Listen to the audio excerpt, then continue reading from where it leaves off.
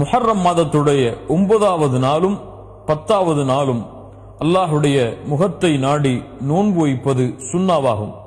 அல்லாஹுடைய தூதர் ஸல்லல்லாஹு அலைஹி வஸல்லம் அடுத்த ஆண்டு நான் உயிரோடு இருந்தால் 9வது நாள் முஹர்ரம் மாதத்துடைய 9வது நாள் நோன்பு வைப்பேன் என்று தன்னுடைய ஆசையை வெளிப்படுத்தினார்கள்.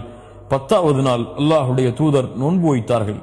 அந்த நாளைத்தான் யௌமு ஆஷுரா என்று அழைக்கின்றோம். அல் ஆஷுரா என்றால் அஷ்ரா 10வது எண்ணிக்கையை குறிக்கக்கூடிய சொல். அல் ஆஷுரா 10வது நாள், முஹர்ரம் மாதத்துடைய 10வது நாளை குறிக்கக்கூடிய சொல் அது. அல்லாஹுடைய தூதர் ஸல்லல்லாஹு அலைஹி வஸல்லம் ரமதான் மாதம் கடமையாவதற்கு முன்னால் இந்த முஹர்ரம் மாதம் 10வது நாள் நோன்பு வைப்பதை கடமையாக்கி இருந்தார்கள்.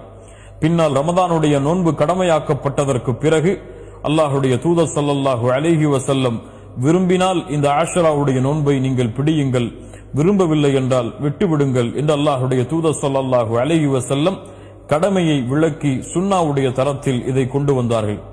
அல்லாஹுடைய தூதர் ஸல்லல்லாஹு அலைஹி வஸல்லம் சொன்னார்கள், யார் ஒருவர் முஹர்ரம் மாதத்துடைய இந்த 10வது நாள் நோன்பு வைக்கிறாரோ அவருடைய முன்னால் இருக்கக்கூடிய ஒரு வருடத்தின் பாவத்தை அல்லாஹ் ரப்புல் ஆலமீன் மன்னித்து விடுகிறான். அல்லாஹு அக்பர் என்று அல்லாஹுடைய தூதர் முஹம்மது ரசூலுல்லாஹ் ஸல்லல்லாஹு அலைஹி வஸல்லம் சொன்னார்கள்.